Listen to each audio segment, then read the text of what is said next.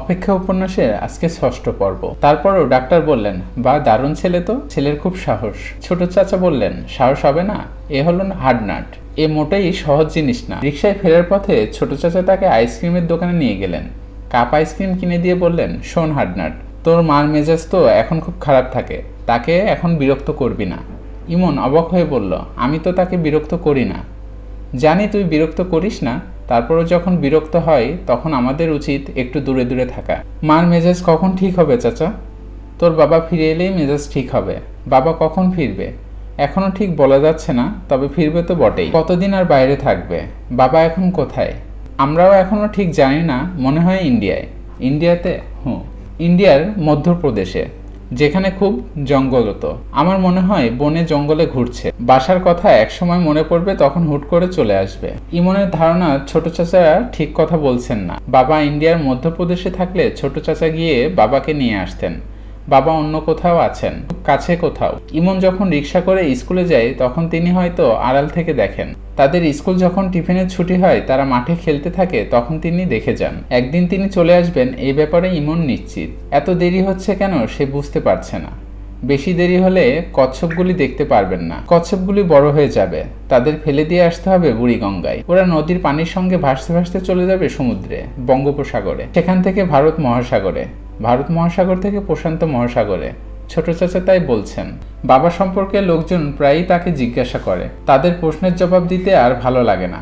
ভালো না লাগলেও সে সহজভাবেই জবাব দেয়। তাদের ক্লাসের মিস ফারজানা দেখতে খুব সুন্দর। একদিন টিফিন টাইমে তাকে ডেকে নিয়ে জিজ্ঞেস করলেন, ইমন, তোমার বাবা নাকি তোমাদের ছেড়ে চলে গেছেন? ইমন বলল, উনি বেড়াতে গেছেন। বেড়াতে গেছেন? কোথায় বেড়াতে গেছেন? ইন্ডিয়াতে, মধ্যপ্রদেশে। মিস ফিক করে হেসে বললেন, মধ্যপ্রদেশে? এত জায়গা থাকতে মধ্যপ্রদেশে কেন? মধ্যপ্রদেশে অনেক বড় বড় জঙ্গল, বাবা জঙ্গল দেখতে গেছেন। ও আচ্ছা, খুব ভালো কথা। উনি কি তোমার মার সঙ্গে রাগ করে চলে গেছেন? জি না, বাবা কারোর সঙ্গে রাগ করে না। তোমার মা? তিনি রাগ করেন? জি করেন। কার সঙ্গে রাগ করেন? বুয়ার সঙ্গে করেন, ছোট চাচার সঙ্গে করেন। মা রোগা তো, এজন্য মায়ের অনেক রাগ।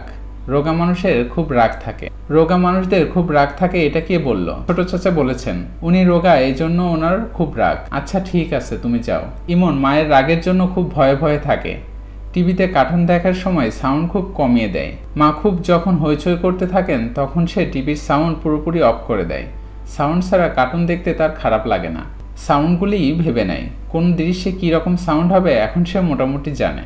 মা যখন অন্যদের ওপর রাগ করে তখন ইমনের তেমন খারাপ লাগে না, কিন্তু যখন সুপ্রভার ওপর রাগ করে তখন খুব খারাপ লাগে, কাঁদতে ইচ্ছা করে। সুপ্রভার ওপর মার প্রায়ই রাগ করেন। সুপ্রভা কেঁদে গলা ফাটিয়ে ফেলেছে, মা ফিরে তাকাচ্ছে না। বুয়া এসে যদি বলে, আপু কাঁদতেছে, তখন মা তীব্র গলায় বলেন, কাঁদছে কাঁদুক, তুমি তোমার কাজ করো। কাজ ফেলে চলে এসেছো কেন? ছোট চাচা একসময় উঠে এসে বলেন, ভাবি বাচ্চাটার কি হয়েছে? মা তখন বিরক্ত গলায় বলেন, জানি না কি হয়েছে, ওর মনের খবর আমি জানবো কিভাবে? কাঁদতে কাঁদতে তো গলা ভেঙে ফেলেছে, গলা ভেঙে মরুক। ভাবি এসব কথা কি বলছেন? আমার যা মনে আসছে বলছি। তোমার অসুবিধা হচ্ছে? হ্যাঁ অসুবিধা হচ্ছে। বাচ্চাটার পেটের খিদায় কাঁদছে, আপনি ফিরেই তাকাচ্ছেন না, এটা কেমন কথা? তুমি এমন চোখ মুখ শক্ত করে কথা বলছো কেন? তোমার ভাই তো কখনো মুখ শক্ত করে এমনভাবে কথা বলেনি। চোখ মুখ শক্ত করে কথা বলার জন্য আমি সরি। ভাবি শুনুন, ফর গডস সেক স্বাভাবিকভাবে বাঁচার চেষ্টা করুন। স্বাভাবিকভাবে বাঁচার চেষ্টা করার মতো অবস্থা কি আমার আছে? ভাইজানের জন্য কষ্ট শুধু আপনি একা পাচ্ছেন, আর কেউ পাচ্ছেন না? এটা আপনি কি করে ভাবছেন? কষ্ট পাচ্ছেন ভালো কথা, কিন্তু একটা দুধের শিশুকে কষ্ট দেবেন কেন? তার অপরাধটা কোথায়? খবরদার, তুমি আমার সঙ্গে চোখ লাল করে কথা বলবে না। ভাবি আমি চোখ লাল করে কথা বলছি না, আমি আপনার কাছে হাত জোর করছি, ওকে দুধ খেতে দিন। নাটক করবে না, নাটক আমার ভালো লাগে না। একে তোমরা কোথাও নিয়ে পালক দিয়ে দাও। আচ্ছা ভাবি ঠিক আছে, তাই করব। আপাতত আপনি একে সামলান।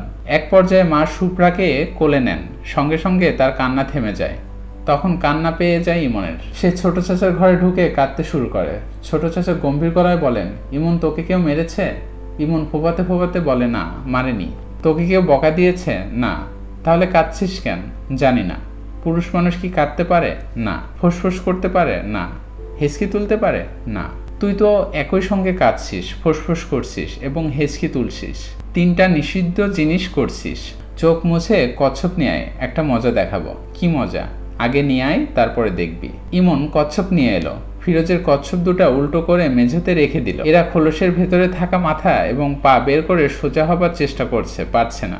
ফিরোজ হৃষ্টে চিত্তে বলল, এই হচ্ছে মজা। কি মজা? যতই চেষ্টা করুক এরা এখন আর সোজা হতে পারবে না। ছটফট করবে কিন্তু পারবে না। বাইরের কোনো সাহায্য লাগবে।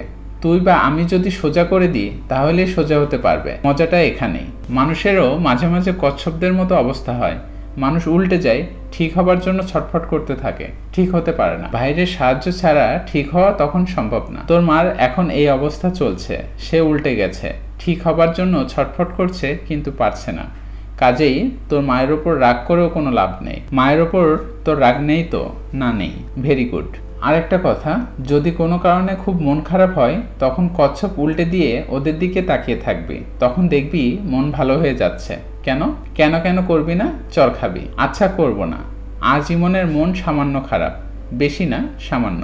এই সামান্য মন খারাপ নিয়ে কচ্ছপ উল্টানো যায় না বলে সে উল্টাচ্ছে না। শসার টুকরা কেটে খেতে দিচ্ছে, ওরা খাচ্ছে না। হাতে ধরে থাকলে ওরা খায় না, কিন্তু পানিতে ছেড়ে দিলে মুখ বের করে কুটকুট করে খায়। ইমন, এদিকে শুনে যাও। ইমনের বুকে ধক করে উঠল। আগে মা ডাকলে আনন্দ লাগতো, এখন আর মা ডাকলে বুক ধক করে ওঠে। ইমন কচ্ছপ দুইটা বালতিতে রেখে মায়ের ঘরের দরজার ধারে দাঁড়ালো। মা সুপ্রার গায়ে তেল মালিশ করে দিচ্ছেন। তিনি চোখ শুরু করে তাকালেন। ইমনের বুক শিরশির করতে লাগলো। দরজা ধরে দাঁড়িয়ে আছো কেন? কাছে এসো। ইমন ঘরে ঢুকলো। হাত ভেজা কেন? আবার কচ্ছপ নিয়ে ঘাটাঘাটি করছিলে? হাত ধুয়ে এসেছো? হ্যাঁ। সাবান দিয়ে হাত ধুয়েছ? ইমন সাবান দিয়ে হাত ধোয়নি, তারপরও ভয়ে ভয়ে হ্যাঁ সূচক মাথা নাড়ল। সে জানে এই মিথ্যা মাথা নাড়ার জন্য তার বাকাদের ফেরেশতা 5টা বদি লিখেছে। ফেরেশতার নাম কোরমান কাতেবিন। তার কাজ মানুষের খারাপ কাজগুলি লেখা, কোন খারাপ কাজের জন্য কয়টা বদি হয়েছে তার হিসাব রাখা। দাদিজান তাকে বলেছেন, দেখি হাত কাছে আন, সাবানের গন্ধ আছে কিনা দেখি। ইমন হাত এগিয়ে দিল। মা গন্ধ শুকলেন। মনে হলো তিনি সাবানের গন্ধ পেয়েছেন, কারণ কিছু বললেন না। সাবানের গন্ধ পাওয়ার কথা না, সে হাতে সাবান মাখেনি। কচ্ছপ ঘাটাঘাটি করেছে, মনে হয় কচ্ছপের গায়ে সাবানের গন্ধ আছে। কচ্ছপ সুখে দেখতে হবে। সুরাইয়া বলল, তোমার বোনটা দেখতে কি রকম হয়েছে? কার মতো হয়েছে? ইমন ভয়ে ভয়ে বলল, ছোট বাচ্চাদের মতো হয়েছে। বোকার মতো কথা বলছো কেন? ছোট বাচ্চা তো ছোট বাচ্চার মতোই হবে, বড়দের মতো হবে নাকি? দেখতে কার মতো হয়েছে? তোমার মতো না আমার মতো, নাকি তোমার বাবার মতো? জানি না মা। জানবে না কেন? দেখতে হয়েছে অবিকল তোমার বাবার মতো। তোমার বাবার নাক অনেকটা চাপা। এই দেখ, এর নাকও চাপা। চাপা না। ইমন বুঝতে পারছে না নাক চাপা কি চাপা না। তার কাছে তো নাকটা সুন্দরই লাগছে, তারপরে বলল হু। সুরাইয়া ছোট্ট নিঃশ্বাস ফেলে বলল, এখন তোমাকে আমি কি বলবো মন দিয়ে শুনবে। আমরা এই বাড়িতে থাকবো না। ইমন ভয়ে ভয়ে বলল, কোথায় যাব? তোমার বড় মামার বাড়িতে গিয়ে থাকবো। তোমার বড় মামা তার বাড়ির একটা ঘর আমাকে দিয়েছেন। একটা ঘরই তো আমাদের জন্য যথেষ্ট। কি যথেষ্ট না? এই রকম মুখ শুকনা করে হু বলছো কেন? বড় মামার বাড়িতে থাকতে তোমার অসুবিধাটা কি? আর যদি অসুবিধাও থাকে, কিছু করার নেই। তোমার বাবার কোনো খোঁজ নেই, কাজে আমাদের কপাল ভেঙেছে। আমাদের জীবন কিভাবে কাটবে জানো? আজ এই বাড়ি, কাল ওই বাড়ি। ইমন ভয়ে ভয়ে বলল, এই বাড়িতে কেন থাকবে না মা?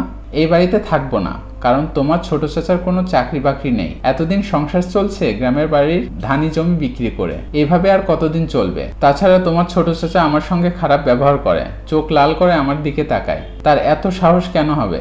যেখানে তোমার বাবা কোনোদিন আমার দিকে চোখ লাল করে তাকায়নি, সেখানে সে তাকাবে কেন? বড় মামার বাসায় কবে যাব মা? 1 সপ্তাহের মধ্যেই যাব। তোমার বই খাতা তুমি নিজে সব গুছিয়ে নেবে। ওইখানে গেলে তোমারই ভালো লাগবে। খেলার সঙ্গী সাথী পাবে। তোমার বড় মামার 2 ছেলে আছে, টোকন আর শোভন, ওদের সঙ্গে খেলবে।